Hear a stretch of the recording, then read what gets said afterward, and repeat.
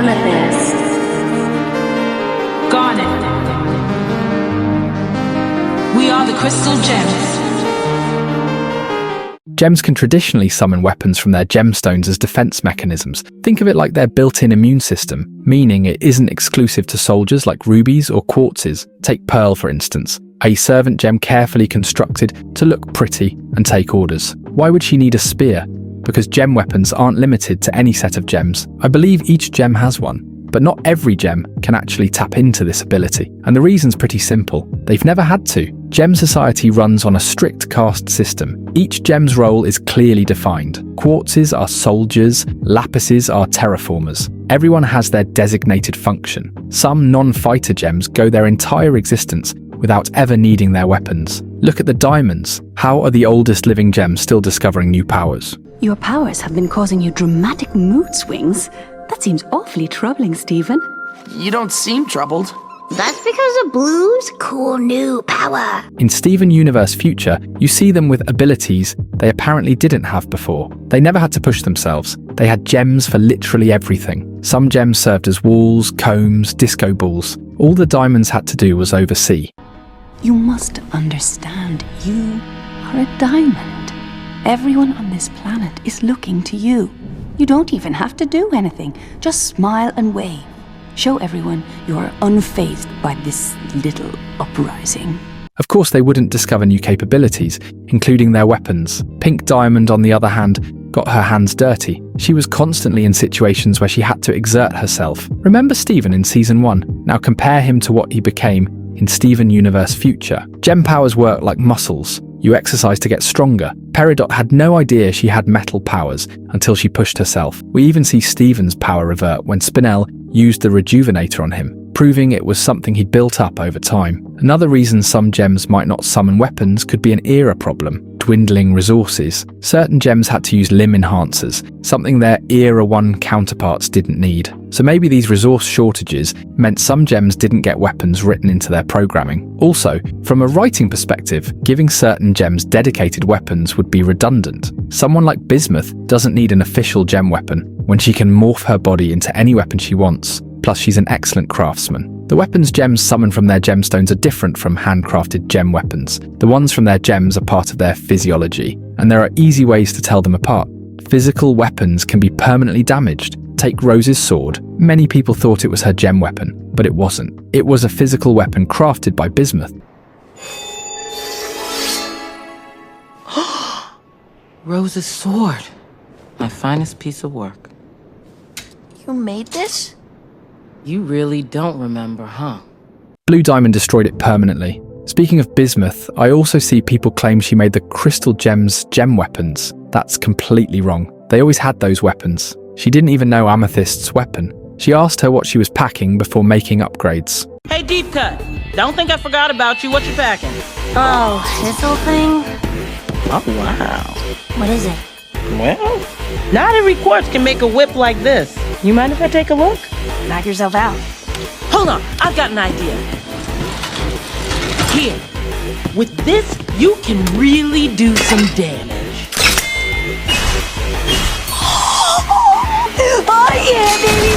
Bismuth's the best! So why could she upgrade them? I think that's one of the abilities Bismuths have. They're skilled craftsmen who can make upgrades and improvements to gem weapons, storing them like software updates in the gem's programming, similar to how Yellow Diamond can permanently alter the bodies of gems. Unlike physical weapons, gem weapons can regenerate after being destroyed. Their size can change too. They also adapt based on the gem's physiology. After Jasper got corrupted and healed, her helmet gained horns because she had horns. These weapons stay in tune with changes to the gem's body. You can also make multiple iterations at once. No, they don't have thousands of gem weapons stored in their gem. It's more of a magic phenomenon.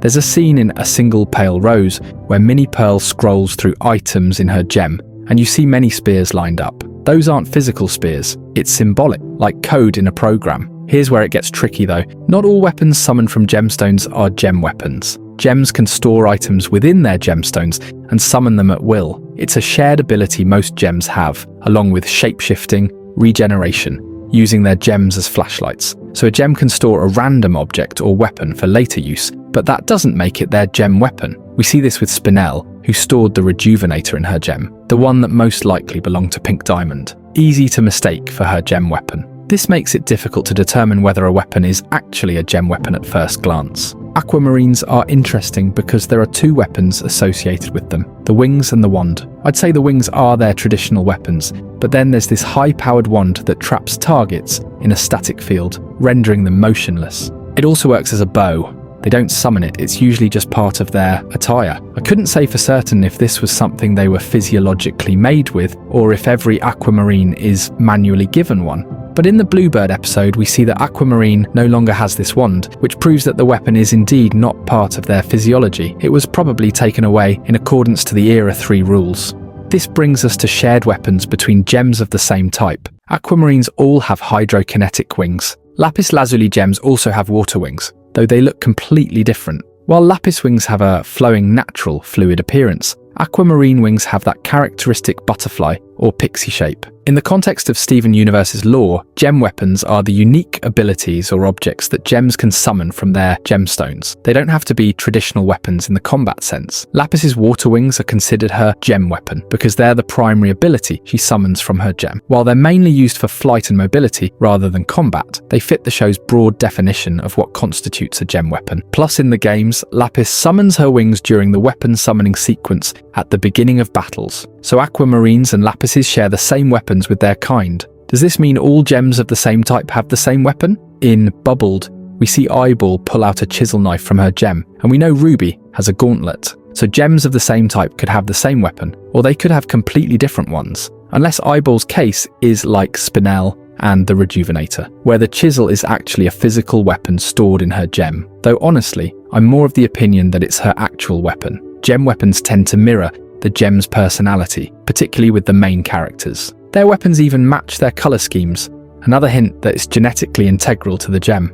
Amethyst's weapon is a long purple whip, which perfectly captures her wild and flexible nature. Her whip is unpredictable and fluid, just like her. She was created to be a powerful quartz soldier, but never fit that mold. Instead, she embraces her individuality, her recklessness, her ability to adapt. Her whip's fluidity mirrors her emotional flexibility, goofy and carefree one moment, deeply insecure the next. The whip extends, twists, lashes out unexpectedly. Much like how Amethyst handles emotions, she stretches herself thin for others, but sometimes snaps when pushed too far. Pearl wields an elegant, precise spear, a symbol of her perfectionism, grace, and sharp intellect. A spear is a weapon of distance and control, designed for deliberate, calculated strikes. This reflects Pearl's need for order and her tendency to keep people at arm's length when she's vulnerable. The sharp point represents her rigid, sometimes harsh demeanor, but also her unwavering dedication. She's sharp because she's honed herself to be useful, a protector,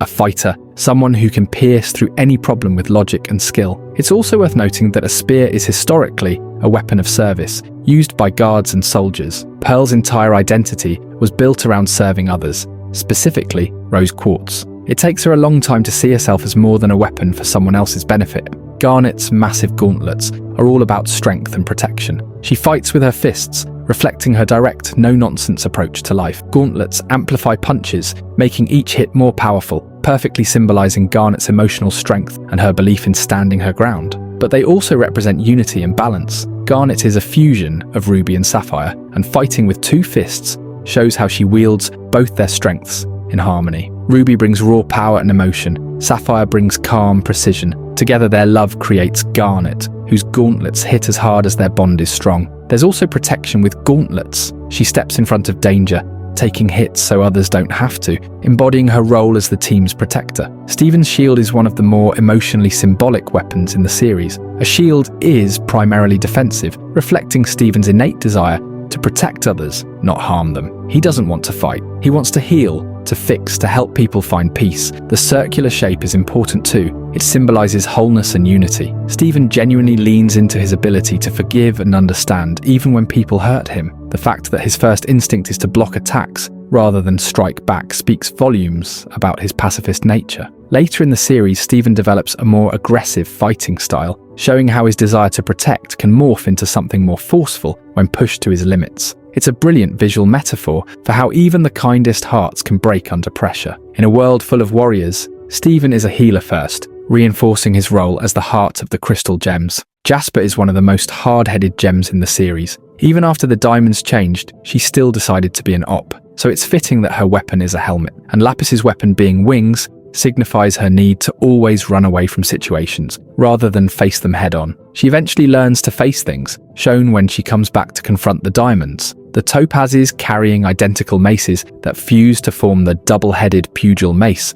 points to them being two parts of a whole, which also reflects in their gem placements that come together like two earpieces. Speaking of fusion weapons, let's talk about them. Opal's weapon forms from Pearl's spear and Amethyst's whip. The whip becomes the string, while the spear becomes the body. Their contrasting personalities shown through their weapons create the balance needed for Opal's weapon to function. Amethyst's whip is flexible, while Pearl's spear is straight and stiff. But Opal's bow requires opposite qualities from each element. The bow itself is curved and flexible enough to be bent and held by a bowstring, and the string is tensed and straight, opposite from Amethyst's loose whip. So they take elements from each other to function as a whole. The powerful light arrows come from Pearl's ability to blast energy beams from her spear. The light arrows perform different abilities like exploding arrows and multiplication. They also have a mass bubbling effect. It's a pretty powerful long-distance tool. Sugilite's flail forms from Amethyst's whip and Garnet's gauntlets. The whip becomes the handle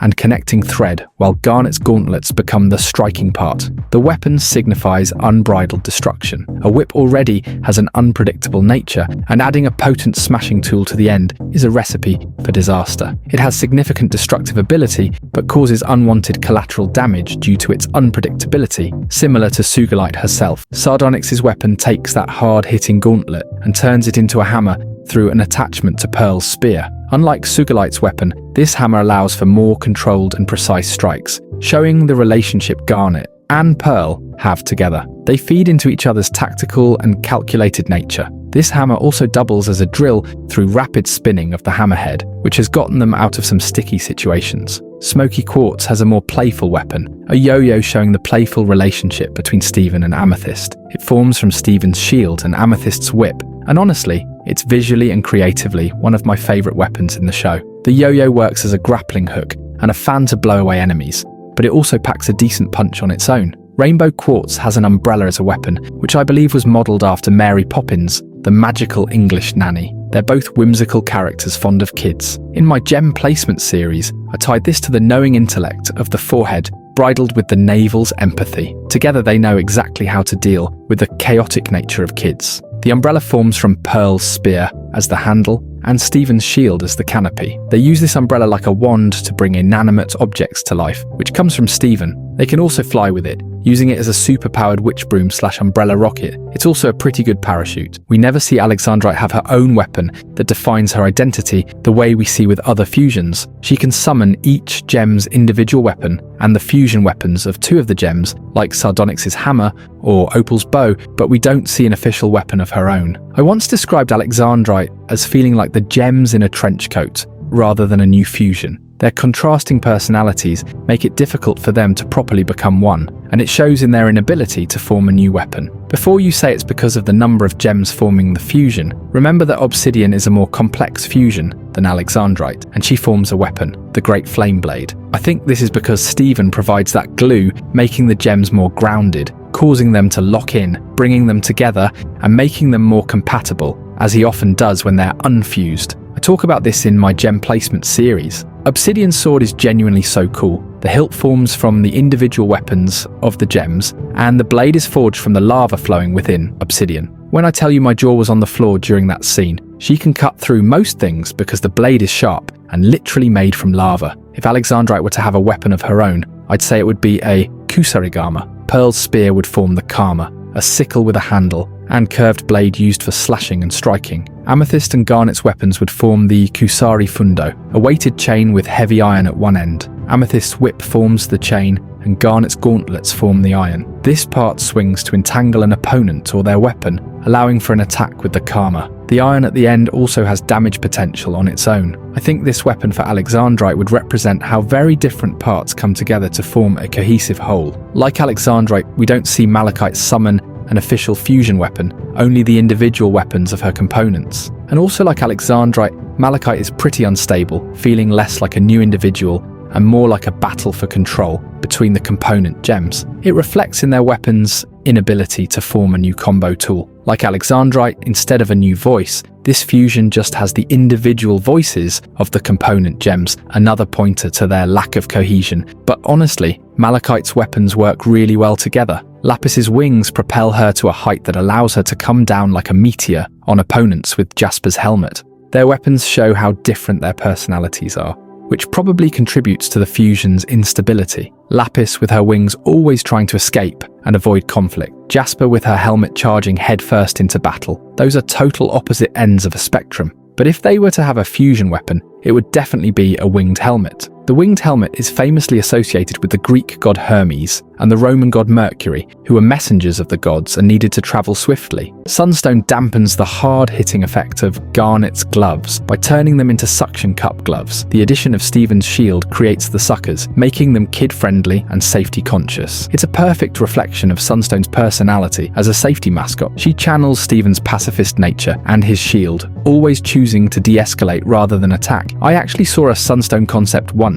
that gave her gloves with built-in speakers as her weapon, and honestly, that tracks perfectly with her vibe. Royal Pearl's a really interesting case. Her fusion weapon combines Pearl's spear with Volleyball's ribbon wand. If you look at the base of her ribbon wand, compared to Volleyball's original, there's this sharp pointed part that wasn't there before. That's from Pearl's spear. Here's the thing though, Volleyball said the ribbon wand was a gift from Pink Diamond, meaning it's not her actual gem weapon, the one hardwired into her form. So why would it create a fusion weapon? I'm not entirely sure, unless Pink had some kind of ability to ingrain weapons into her subjects. Maybe a diamond power we don't fully understand. But I'm just throwing ideas out there. Let me know what you think. Fusion weapons don't always create some crazy new combo weapon. Sometimes they just evolve what's already there. Garnet's a good example. Ruby has a single gauntlet, but Garnet upgrades that into a way more powerful double-fisted version. Same with Bluebird Azurite. She takes Ruby's chisel and evolves it into an ice blade. Even her wings get altered from their base form. We already know Pink Diamond's weapon is a shield.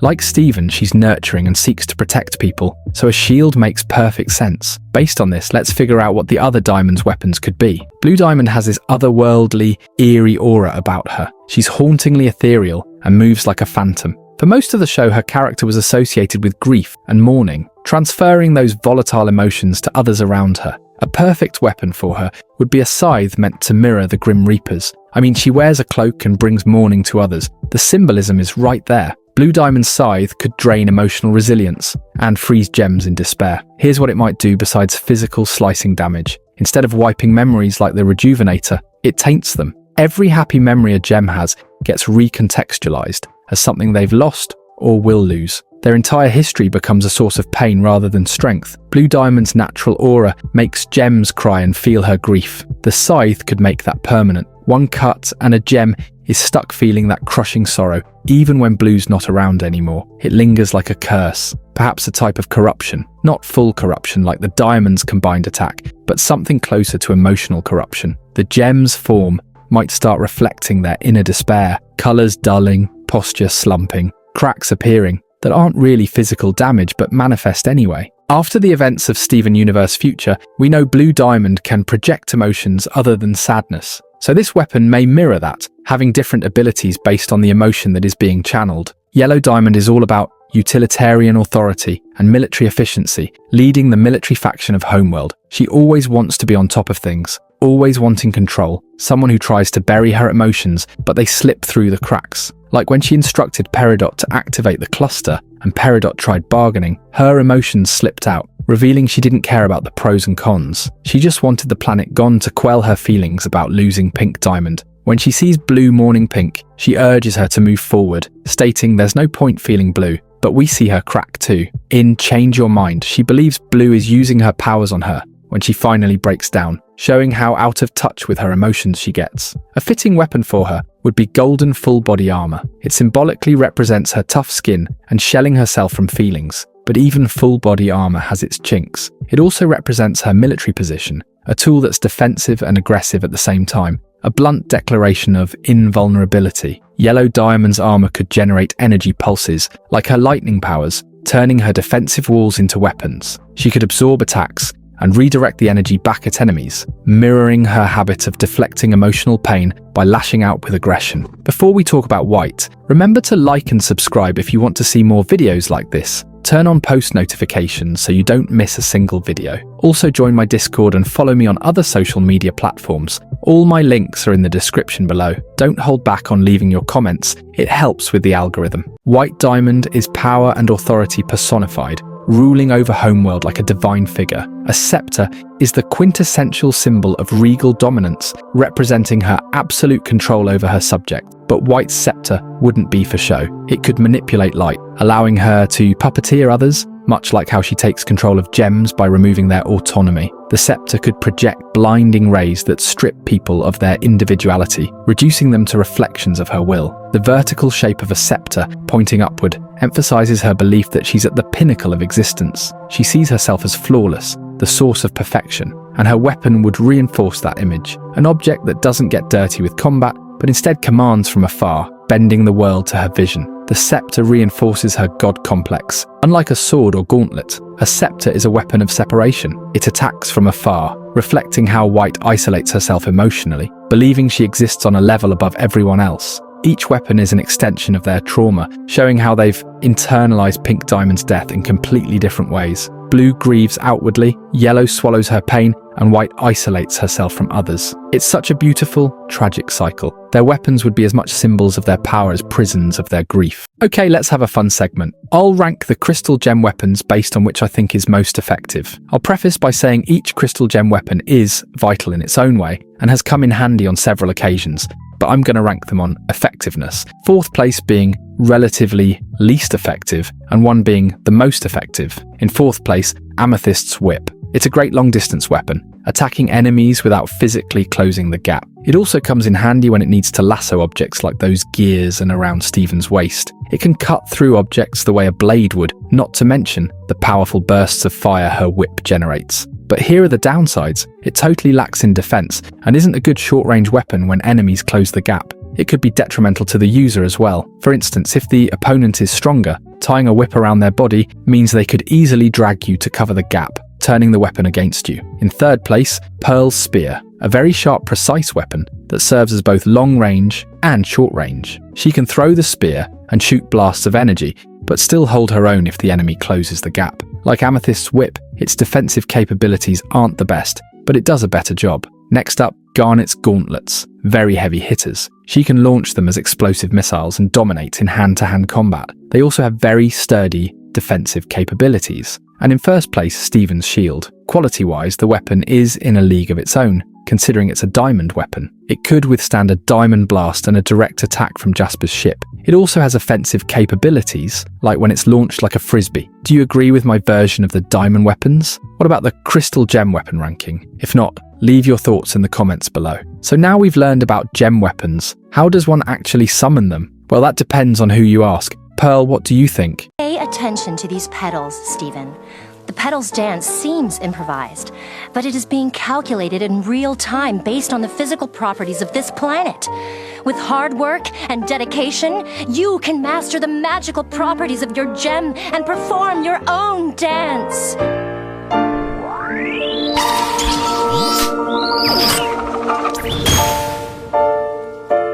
Okay, Amethyst? Did Pearl tell you the petal thing? Yeah, I need to practice really hard so I can dance like a tree. I think. Listen, Stephen, all that practice stuff is no fun. Wherever I need to summon my weapon, it just happens.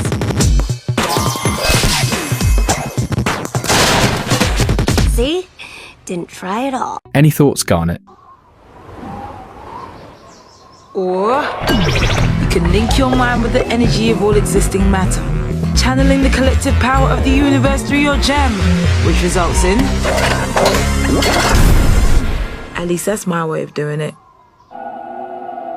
This goes to show there isn't a single way to summon a gem weapon. It's really specific to the particular gem. Now imagine you were a gem. Based on your personality, what would your gem weapon be? First, think of what your gem placement is. Now consider if you're an offensive or defensive type. If you're a forehead gem and an offensive type, for example, weapons like swords and spears that require more calculated handling and movement might suit you. Go watch my series on explaining gem placement if you haven't. As for my weapon, it'll most definitely be a Glock.